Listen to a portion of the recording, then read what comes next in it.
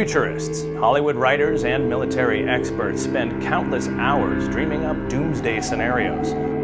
Researchers and institutes around the world invest billions of dollars annually in the speculative sciences. What they've found is, dreaming up nightmarish visions of what mankind would do in the face of extraordinary peril isn't that hard. Just a quick glance at the news or the pages of history provides countless examples of destruction on an almost unthinkable scale. But what if the threat facing mankind came from someplace else? What if, in the not-too-distant future, an utterly alien civilization attacked our cities? The question really facing mankind isn't what exactly could happen, but how exactly could we survive?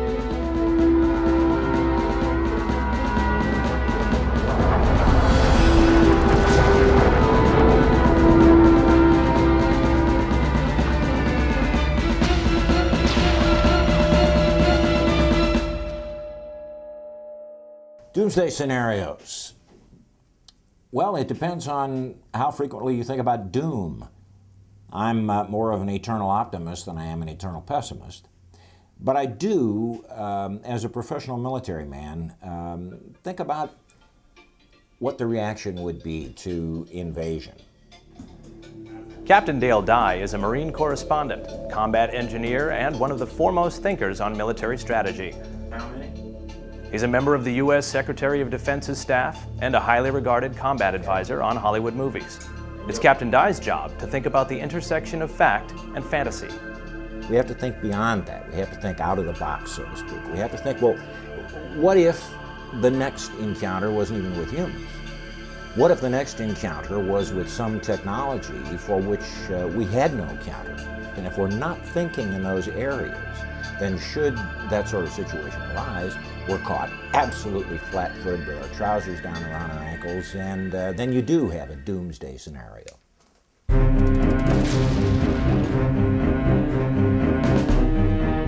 We prepare for disasters like earthquakes and things, but I think we're completely unprepared for an invasion by an alien species.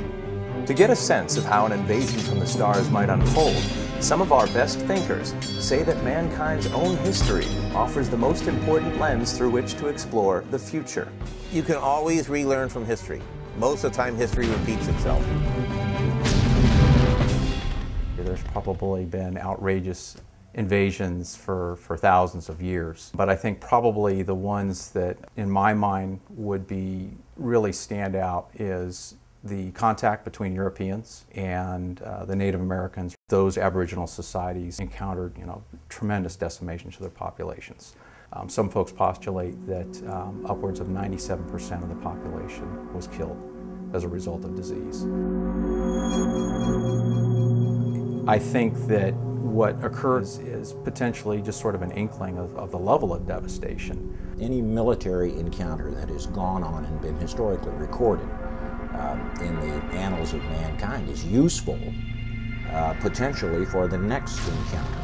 Warfare is kind of a classroom. It's constantly an evolving process. We try to stay on the front edge of that knowledge curve as much as possible, but until we go to war, there's certain things that we won't know for sure until we can actually get into combat. One of the things we should do is not necessarily prepare for a repetition of those conflicts. We have to think beyond that.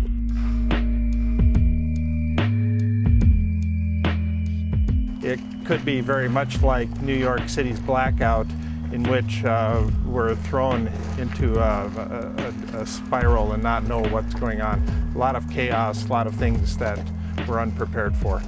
Dr. Thomas Frey is the executive director of the Da Vinci Institute, a think tank dedicated to futurist thought. Frey is one of the country's foremost experts in a so-called fringe science of speculation. How would they go about conquering the Earth? Very subversively. It wouldn't be with guns. It wouldn't be with nuclear weapons. I think it would happen without our knowing. I still think that the idea of traditional wars as we fight them now is going to kind of go away, because there'll be cleaner, more efficient ways of doing things. For Frey and other speculators, drawing up battle plans of the future requires scientific observation mixed with a healthy amount of creative guesswork. An invader would go for what we now have euphemistically come to think of as shock and awe. There is a great psychological advantage into shocking your enemy into stasis. A real devious enemy can come up with things that will leave most militaries, most defense mechanisms useless. And if I was coming from some other place and I was trying to figure out how to deal with the human species, and in fact my goal was to wipe out the human species, I wouldn't have boots on the ground. The easiest thing to do would be to use some sort of virus or a parasite, some sort of forced mutation. That would be far more effective. Well, I think every leap in lethality always counters or always prompts a counter move on the part of the other guy. As long as we can envision and invent ways to bring harm, someone will envision and invent ways to protect against that, and the beat goes on. An attack of unthinkable proportions. Man's greatest structures reduced to rubble in minutes. Our population decimated. Could we possibly survive? Or would mankind simply be stamped out, destroyed? I think the likelihood of humankind destroying itself is far greater than the likelihood of being attacked by aliens from some other solar system. I'm fairly confident that humans will survive.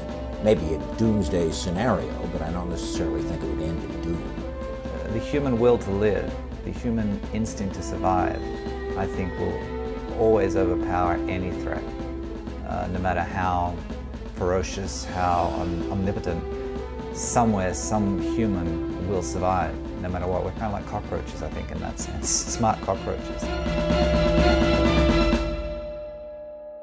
Coming up in part 2 of The Last Stand, retaliation.